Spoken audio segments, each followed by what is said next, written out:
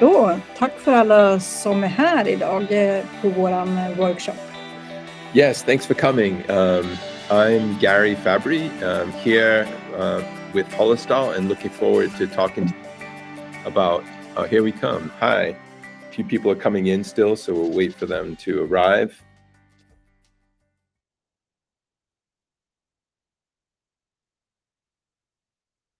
And we're excited to talk about the idea of micro habits and how they'll make a big difference in your life. And I'm here with Birgitta Thörn.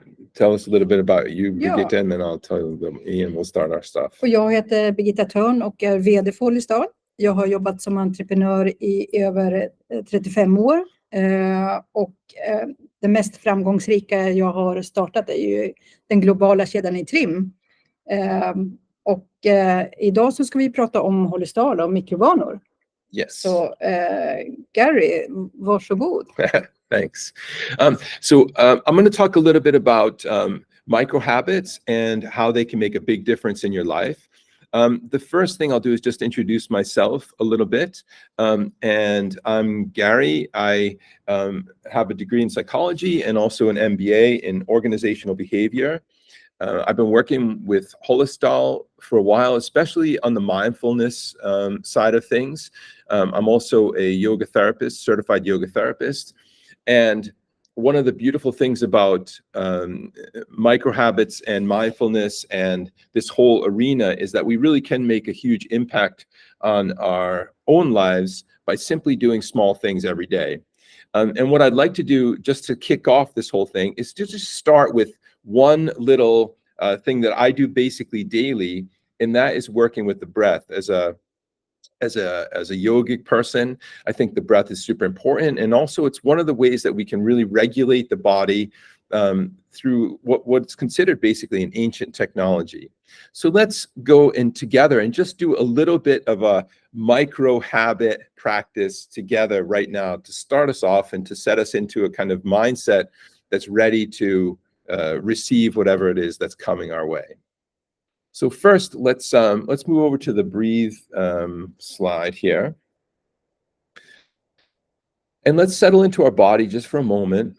And we're going to do a little practice together. Maybe it takes only about 1 or 2 minutes. And we're just going to notice how it feels to breathe in and out of your body. So breathe in and out. And just being aware of the breath and slowing down the breath can help us to start to connect with ourselves in a deeper way. And even after only 1 or 2 breaths, we maybe start to notice the difference. We notice that we feel slightly more calm, that we feel slightly more connected. And this is a process of regulation. Regulating the body through the breath. And the breath is an ancient technology, using this breath as an ancient technology. And all we're doing is simply breathing in and out. And the breath is working with the nervous system, telling the nervous system that everything is fine. And as we breathe, the nervous system talks to the brain and says, yeah, I feel good. And from this state, from this place now, after only breathing for a minute or being conscious of our breathing for a minute or so, we can be more receptive. And at this point, I'd like to introduce a moment of reflection. And that reflection could be today. What do I need to focus on over the next 35 minutes? How do I need to show up and arrive over the next 35 minutes? What things can I absorb and take into my life?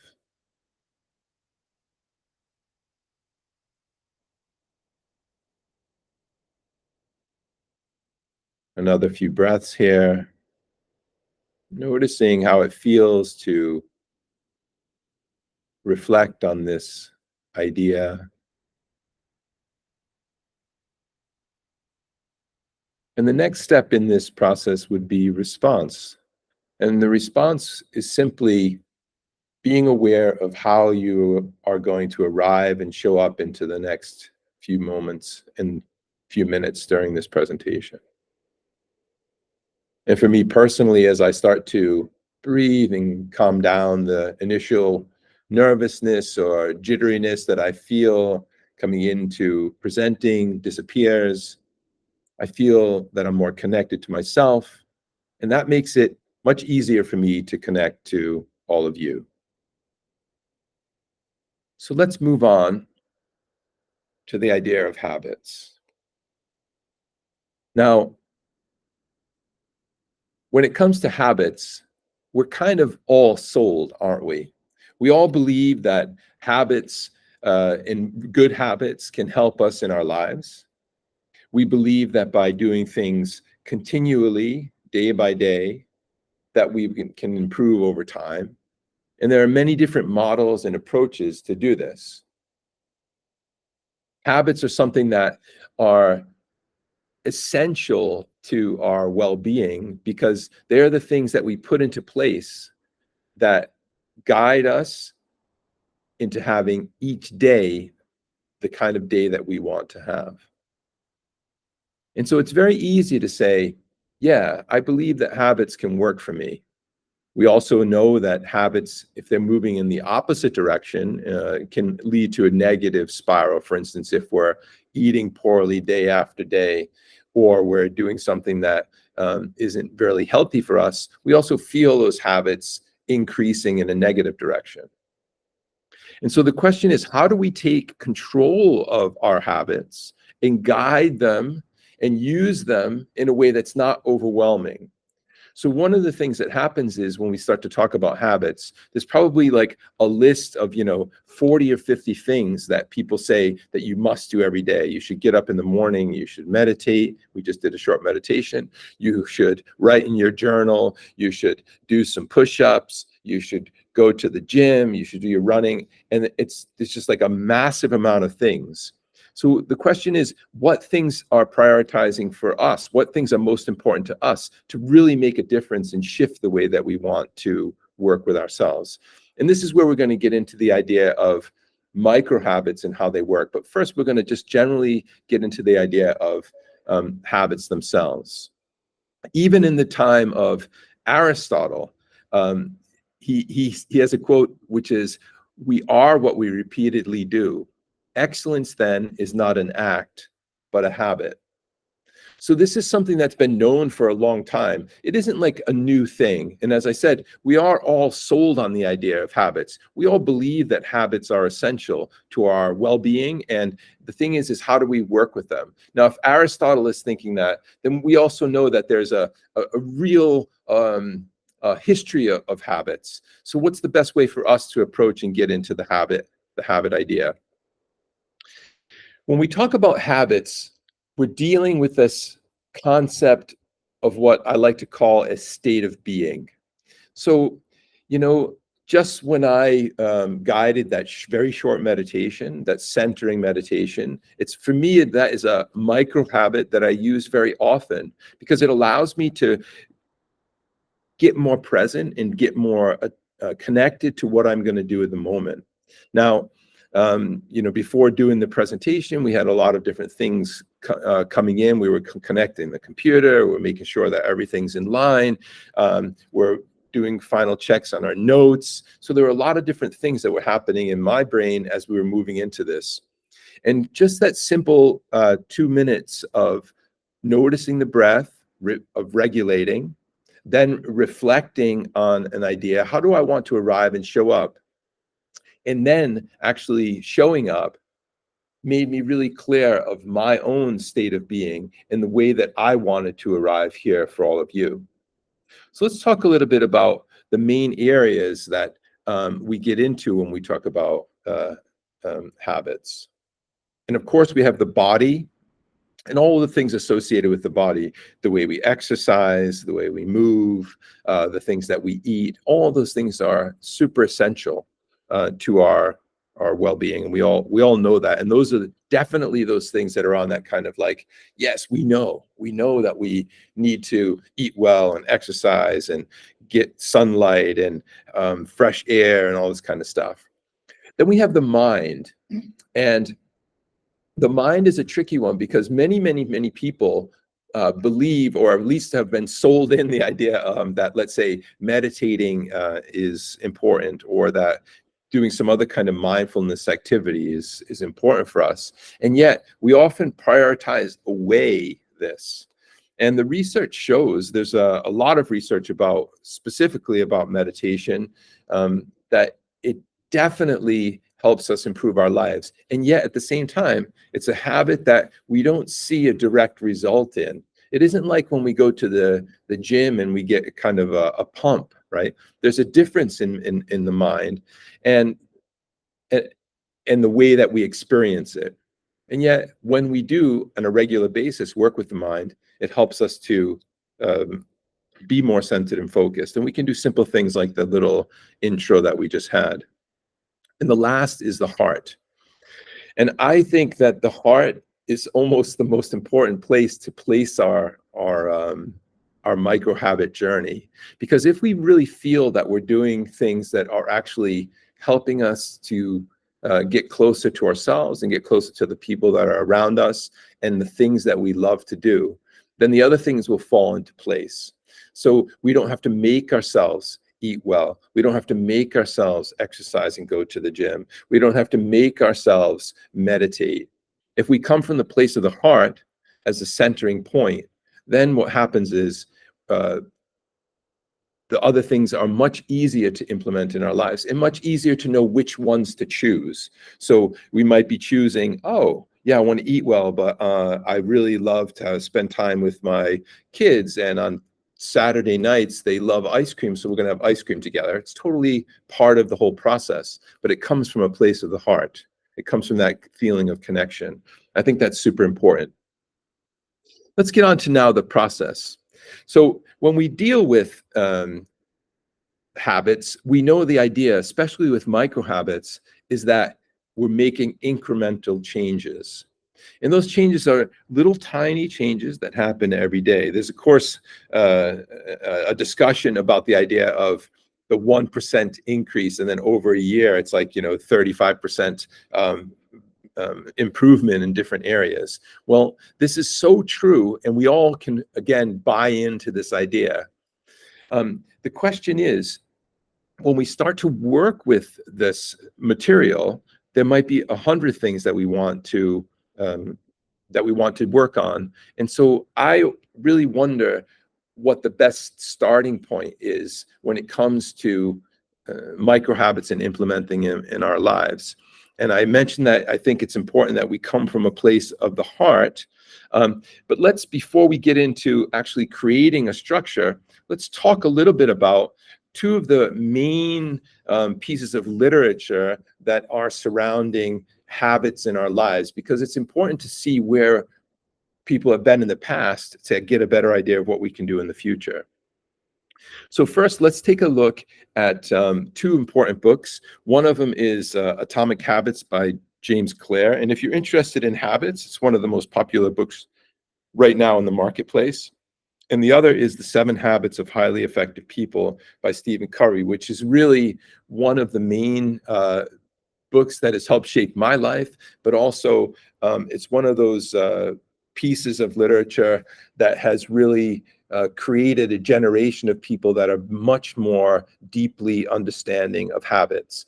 Now, Stephen Covey, he works with larger habits, with bigger habits, but I think I would like to go through them just quickly before we move on to the idea of micro habits, because I think it comes back to this idea of state of being.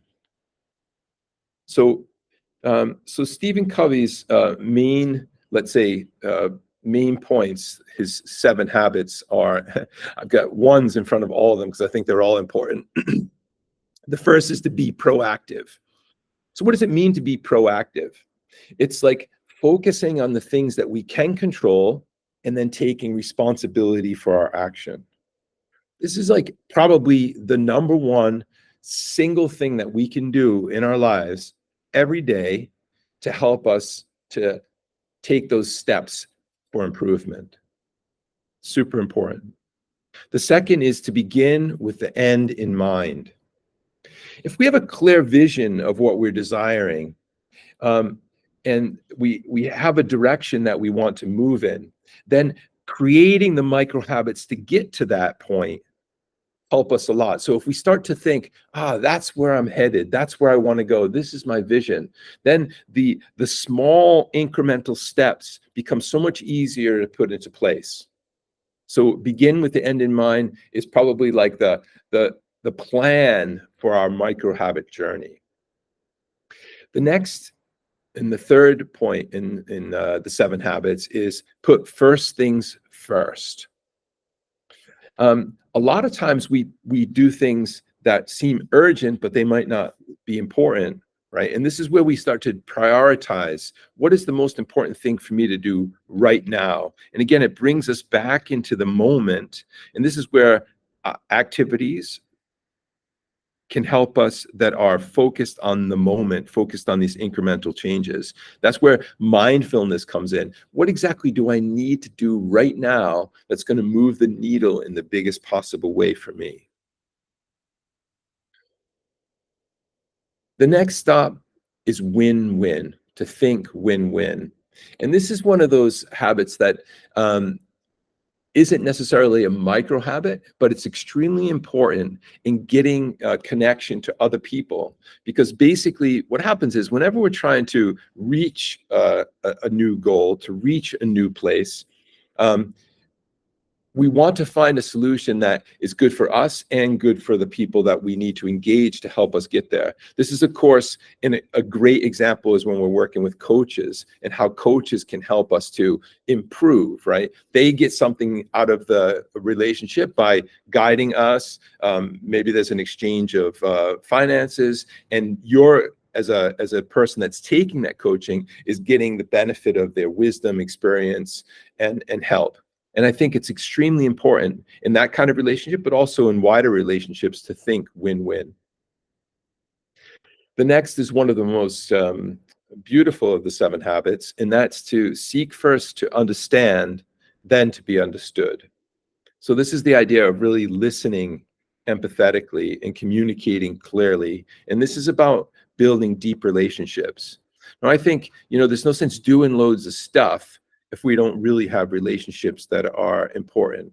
And also that understanding has to do with ourselves. And that's where that question comes in. What do I need to do to get where I want to go? Because I said in the beginning, there are 1,000 little micro habits that we could possibly plug into our life, from getting up at 5 a.m. to, running every day, to do 100 push-ups, to all this kind of stuff. But if we're going to do all that stuff, really, we should be able to understand both ourselves and others in terms of the context of where we want to be. Super important. The next is synergize. And synergizing is about collaboration with others to achieve a possible outcome. One of the wonderful things about a service like Holistal is that, there are platforms in place to help us both to identify the things that we need to implement in our lives and then to make a plan to get there. So it's extremely important to synergize with the things around us and with the people around us to achieve the kind of goals that we have. Super important. And the last is sharpen the saw. And this is the idea of regularly renewing and improving. It's super important to sort of look at where things are moving and the technologies that can help us. In the past, we didn't have an access to something like an app where we could go meet a coach or get recommendations on food or whatever it might be. We know that the technology is advancing, and if we keep up to date with what's happening, then it can help us a lot. Right now, of course, we're on the cusp of the AI revolution. To be aware of what's happening in that arena as well, because there are lots of different things that we can use to help us as we move forward. Let's dive a little bit more down into the idea of micro habits, or atomic habits, as James Clear calls them. And this is where we can implement more easily. They're like, let's say, less thought-provoking and more directed towards action. The first thing is that small changes make a big difference. Again, we're sold. We all believe that, by doing a little bit of something today, that then it will add up to a bigger change in the future. And we've experienced it in our own lives, whether we've learned to play a musical instrument, or if we've regularly gone to the gym, or if we've been part of a team, either at work or at home, where we're trying to work towards something. Making small changes means that big changes happen over time. We all want that big win, and yet we know that to get there, it means that we have to take those steps. So the question is, what kind of steps do you need to take? And this is extremely important. What kind of steps do you need to take to make sure that you're guiding yourself in the right direction? One of the things that James Clear gets into is the idea of focusing on systems and not on goals. And this is extremely important when it comes to implementing micro habits into your life. So you could have a guidance, like a reminder that comes up in your calendar or an app, or you could start to put systems in place that can help you. So for instance, every morning I make coffee in the morning. And as I'm making the coffee, I have several minutes of time where the water is boiling and where I could just be standing there looking out the window, or just kind of wondering what to do. But it's not enough time to do something like go in the other room and do something else. So what I try to do is I try to connect my habits, and I do at that moment in the morning for 3 to 5 minutes, whatever it takes for that water to boil and the coffee to be made. I do a mini workout. It's a little bit of combination of yoga and stretching, working with the hamstrings. And you've all seen these things on, Instagram or on TikTok or something like that. There's these like mini workouts, 1 or 2 or 3 minutes. But the fact is, it's finding a system where you're going to do this. If you just do one thing after the next, it's much harder. But when while I'm making the coffee, I have exactly this amount of time, and I can implement a little mini workout, if you want to call it that, into that time. That's a perfect way to double up, and that can help us a lot when we're trying to work with our habits and building them into our daily lives. The next is identity-based habits. And those are habits that resonate with the person that you want to become. All right, so this is where we get a little bit more into identifying what we do want to do. Are you a person who exercises every day? Are you a person that exercises regularly? Are you a person who exercises when you want to, right? Those kinds of questions are super important in honing down the things that actually are going to make your life improve. There's no sense feeling guilty or feeling bad if you don't, for instance, want to be a person who exercises every day. There's nothing wrong with that. There's no judgment necessary there. You have to decide what you want and then to implement those things into your life. It's very easy for someone else to say, oh yeah, you should get up at 5 a.m., you should do the push-ups, do all this kind of stuff. If it's not who you want to be, perhaps you don't value that kind of activity so much. Maybe you just like going for a walk now and then. It's totally fine. But it's extremely important that you're working with your own sense of identity, so that when you go into this activity, that your state of being is aligned with who you want to be. Super important. And this alignment comes from listening to what you really want. The next point in this is the four laws of behavioral change. And this is helping us to create a framework for creating good habits and also breaking bad ones. So as we said in the beginning, habits can empower us, and habits can also bring us down if they're negative habits. So we want to find a way to actually work with our habits to make sure that we're creating an activity and response that leads to something that we definitely want, and how to break those habits that aren't serving us. And the last is that habits are like the compound interest of self-improvement. And this is a real nice metaphor. If we think that, if we this whole idea of this 1% improvement, yeah, and over a year, that would be like 35% or whatever that is. But the fact is that it doesn't work exactly like that, does it? And we all kind of know this as well. If we start getting stronger, eating better, then that one particular percent or 2% or 5% over time starts to open up other areas in our lives that then become even more important and more powerful. So it isn't just the simple step-by-step improvement, one thing after the next. It's actually that once we start to move down this path, that there's a compound interest effect. And that's super important for us to think about. This is where, for me, the idea of mindfulness comes in, and because I'm kind of guiding, and if you've seen the Holistal app, you'll see that I'm guiding a lot of meditations and mindfulness activities. I think it's super important because ultimately, I believe that all of the things that we talk about when we talk about micro habits come down to mindfulness. If there's this idea of being in the now and being present, then it actually is in that moment when we're doing something that's for our own benefit that then we grow. And so for me, the idea of working with micro habits is a mindfulness activity. It's making the steps step by step by step to keep improving. So I'm hoping that everyone will see the benefits of the mind part, and how then the mind can be the link between the heart and the body. Body seems to me something that comes from the heart and the mind.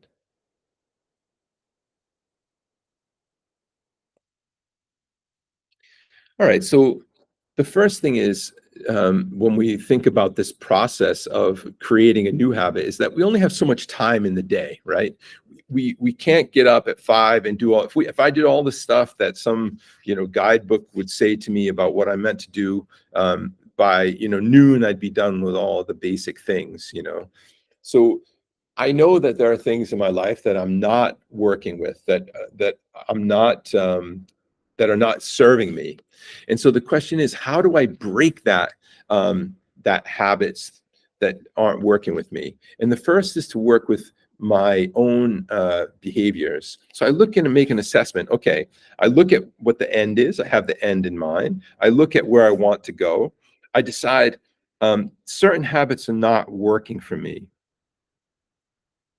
I start to eat ice cream. I start to eat ice cream, on Wednesday instead of just that one day on Saturday because it appeals to me. And I realize, oh yeah, that's affecting me. And then what happens is the negative spiral continues. I eat the ice cream on Wednesday, and then I get the sugar rush. And then in the morning, I really think, oh, I could have a protein bar and call that healthy because it says protein on the packaging. And all of a sudden, my sugar is increasing, affects my mood, it affects my body and everything like that. And that's something that I experience. I'm a runner, and running, we have all these kind of like nutrition things, bars and all this kind of stuff to help us do these long runs. And actually, a lot of times then, even when I'm not running a lot, if I'm in a resting period, then I can tend to continue with those things until I take control of that. And this is where I get a little bit more clarity about my own behavioral control. So it's super important to control our behavior and what we actually want. And it's not easy to break those things, but it comes from both being mindful and also seeing what the end is, where we want to get to. Um, I'm about to wrap up here, so I just want to cover a couple of things. The one thing that there are a few things that micro habits can help us with. They can help us to improve focus and increase our decision making. We know that if we start to look at the details of our lives and break up the bigger arches in our lives to small things, then we can start to improve those. We see that our focus and our ability to make decisions increases because we're making a lot of decisions that are positive for us on a regular basis, smaller decisions that then lead to bigger decisions. So actually the act of implementing micro habits into our lives can help us to improve focus, but also help us to make better decisions on a bigger scale as well. Super important. So it's not just like a mini little habit, like just doing a few push-ups every day is the thing. It's not just that. It's this idea like, okay, I made this decision. I've linked this activity to my coffee in the morning. And then I realize, okay, yeah, then maybe I look at something else that I want to do and how does it, and it can impact how I make a decision later on in the day. It also helps me focus on the things that are super important to get me where I need to go. So that's another area that we can think about when we work with micro habits. The other thing is that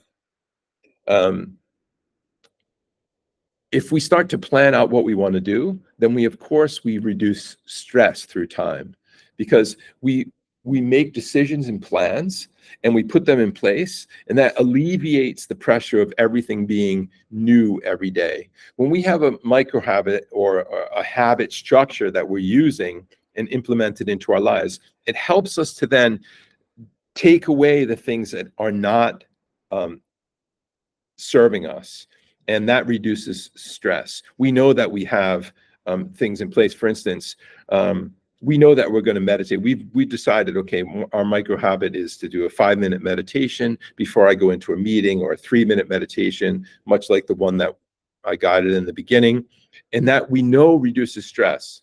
And the act of reducing the stress helps us to then continue in a less stressed state. And that's just one example. By knowing that we've done some activity that we have in our calendar, our gym pass, the gym pass itself might be a longer thing, but just the act of putting it in the calendar, micro habit. I know that I have that in my calendar. It's unbreakable time.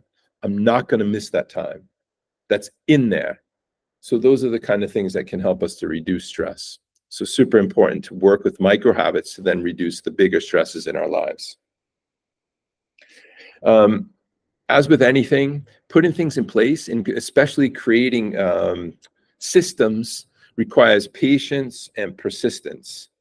It's not something that we necessarily have to nail in one day. It's extremely important to listen to what we really want to do, to be able to get and put into place the things that are going to serve us. Sometimes questionnaires, like we find in the opening of the Holistal app, help us to define the things that we need. And then we also can refine and work with the things that we implement in our lives, so we don't create stress. We create a plan that can help us to move forward. It's extremely important. And to be persistent both in the activity, but also in the assessment is extremely important. That we don't just say, oh yeah, we got to do this, create stress, and then actually we're not doing the right things.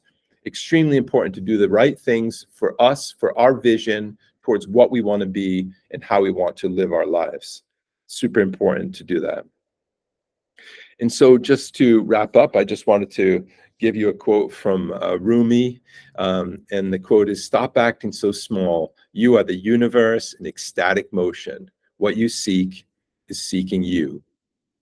I think that if we really truly listen to what we want through activities such as mindfulness or an assessment or really questioning, that we can then build a system in place that can help us to achieve amazing things in our lives. And we do it through small steps every day, but through acting in a way that's aligned with our heart. Thank you, everybody. I hope that's helpful, and I look forward to seeing you all live sometime soon. Thanks, Birgitta. Och tack Gary för presentationen, fantastiskt. Jag tror att alla nu är sålda över vad faktiskt mikrovanor kan göra för oss. Och jag tänkte att jag skulle berätta lite grann om Holistal innan vi slutar för idag. Yeah.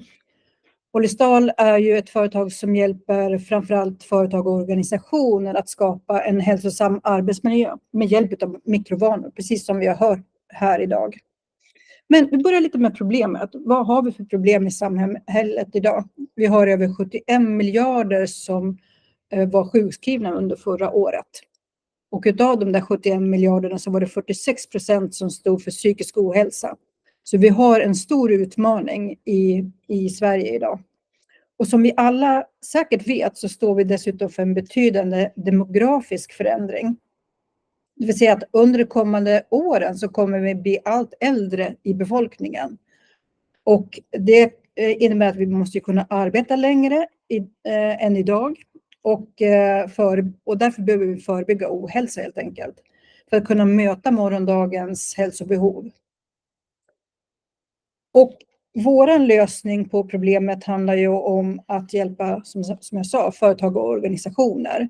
Och i den här bilden så visar vi på vad vi gör för individen och vad vi gör för bolaget.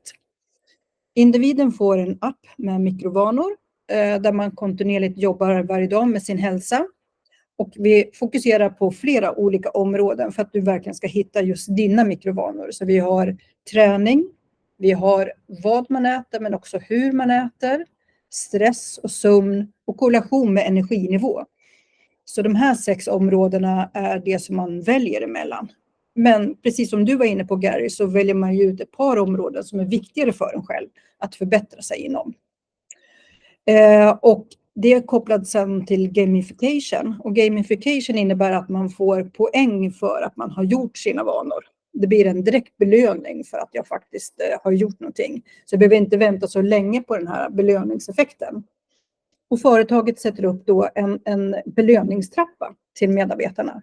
Så det vill säga att det kan vara belöningar som både handlar om individen men det kan också vara på gruppnivå. Och på individnivå så kan det vara till exempel att man får en extra timmas friskvårdstimma på arbetstid. Eller att man kanske får massage. Och många sätter faktiskt en extra semesterdag högst upp i belöningstrappan. Och på gruppnivå så kan det vara till exempel att man bjuder alla på lunch när man har nått en viss nivå utav poäng. Eller att man gör någonting riktigt kul tillsammans, hela teamet. Så det har en teambyggande effekt. Alla kan vara med och jobba med sina vanor. Och för de som ligger mer i riskzonen, det vill säga som har börjat och blivit lite sjuka och som har lite svårt att komma igång med motivationen. Där har vi också coacher som går in och stöttar medarbetaren så att man får individuell hjälp. Det här passar ju naturligtvis till alla när det gäller coachingen. Så en del företag lägger det också redan i belöningstrappan att alla ska kunna ha möjlighet att få individuell coaching. För företaget som är vår primära kund då, så har vi en utvecklad dashboard där man på gruppnivå följer medarbetarna. Det vill säga inte på individ utan på grupp. För att se vilka utmaningar har vi här på arbetsplatsen och vilka mål har medarbetarna på gruppnivå satt. Så att man kan stötta med till exempel workshops för att ännu mer öka på motivationen. För vi behöver bli påminda emellanåt om vad vi jobbar med. Och vi har också för en långtidssjukskriven till exempel så har vi en skräddarsydd försäkring som gör att medarbetaren får coaching för att snabbare komma tillbaka till arbetsplatsen. Men det kan också vara coaching till chefen som får stöd och hjälp för att medarbetaren snabbare ska kunna komma tillbaka. Så lite snabbt kan man säga förebyggande, det är appen, det är belöningstrappan, det är workshops.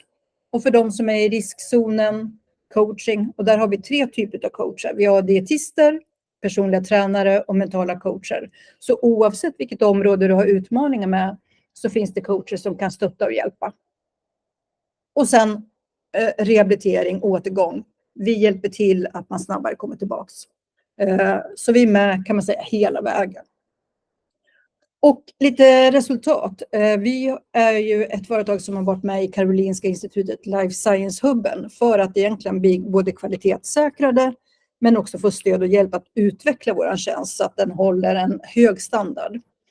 Och 2019 så kunde vi få resultat ifrån KI som visade på att produktiviteten hos medarbetarna ökade hela 40%. Och commitment till jobbet, det vill säga att man kände sig mera attraherad att gå till arbetet, hela 60%. Och kanske den viktigaste var ju att visa på att man höll i den här vanan. Lite grann som du pratade om, Gary, att hålla i vanan över tid är jätteviktigt. Och då kunde vi se att 60% av medarbetarna höll i vanorna förbi 6 månader. Och det ledde såklart till en work-life balance.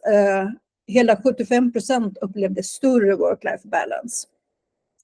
Idag är vi med i en ny studie ihop med Göteborgs universitet där 5 företag är med för att vi egentligen ska titta ytterligare på hur arbetsmiljö påverkar och hur vi kan förbättra vår tjänst. Och den håller på ett år och 5 bolag är med i den studien. Och redan nu så har vi ju resultat som visar på att vi skapar en bättre arbetsmiljö där prestation möter välbefinnande och balans. Men vi vill såklart fortsätta att utveckla vår tjänst framåt. Lite nyheter från Holistal. Vi släpper första podcastavsnittet, Gary, med dig och Anne som håller podcast. Och vem är den första som vi intervjuar? Daniel som var en av grundarna på Holistal, så jag ser fram emot till att alla kan lyssna på honom. Men det är en jättefin berättelse som han pratar om, liksom han pratar om grunden på Holistal och allt det. Och ännu mer fördjupning om Holistal. Och den kan ni redan nu faktiskt ta via, vad har vi lagt den någonstans? Vi ska lägga den på YouTube nu. Så du kommer att få en länk snart och lägga upp den på LinkedIn. Så du kan, vi skickar ut länken på LinkedIn så att alla kan ta del av första podcast. Och sen en ytterligare nyhet från Holistal, det är ju att vi också öppnar för privat coaching så man behöver inte ha via företaget, utan ni kan få möjligheten att få coaching via våra Holistal-coacher utan företagets hjälp. Och då går man in på App Store och laddar ner Holistal coaching. Och där ansöker man om att man vill ha coachinghjälp. Och lite grann som jag sa, vi har dietister, vi har personliga tränare, vi har mentala coacher. Och jag skulle säga att vi har verkligen plockat russina ur kakan. De bästa coacherna vi kan hitta i Sverige. Och vi vet att det kommer verkligen göra skillnad. Sen kommer vi med en ny workshop till hösten, såklart via LinkedIn. Och hoppas på att ni kommer och deltar med oss igen till den här.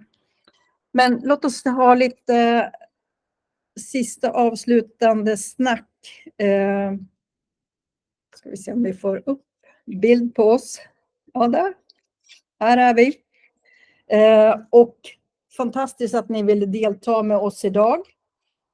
Gary, jag vet att du ska iväg på ultramaraton. Ja, det känns mer som makro än mikro, skulle jag säga.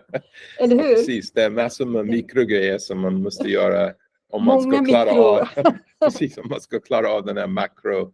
Ja, det är 120 kilometer över 2 dagar. Så det är ganska bra. Det är inte jätte liksom ultra, men det är ultramaraton. Ja. Och det här kan ju skapa lite ångest hos var och en. Men, jag tänker också att faktiskt om vi ska ge lite eloge, bara att du står vid ditt skrivbord varje dag, 1 timme. Ja, just det. Istället för att sitta. Ja. Så motsvarar det faktiskt 7 maraton på ett år i energiförbrukning. Ja, men det är bra. Inte konditionsmässigt. Nej. Och jag tror inte man upplever samma... Nej, som när man springer maraton. Ja. Men ändå. Absolut. Bara det lilla kan göra väldigt stor skillnad. Ja. Jag hoppas att du får en riktigt bra maraton. Vad gick loppet någonstans? Utanför Portugal i the Azores, som är öarna som är, de ligger ganska långt från Portugal egentligen, men jag åker dit imorgon så det blir midsommar springet. Ja. midsommarspring. Ja. Och vi önskar ju från Holistal er alla en riktigt bra midsommar. Yes, och hoppas bra att ni midsommar. får det är fantastiskt. Vi hoppas på sol Ja, istället för precis. regn. Men man vet ju aldrig med här i Sverige Ja, hur det precis. blir egentligen. Nej, det kan bli fint. Hörrni, tack för idag. Vi hoppas på att ni möter oss igen. Den här kommer läggas också upp på YouTube. Så vill du se det här en gång till eller dela med dina kollegor, så finns den tillgänglig på YouTube. Länken kommer finnas på LinkedIn också. Så tack för idag. Tack Birgitta. Ja, hej då. Ha en bra midsommar.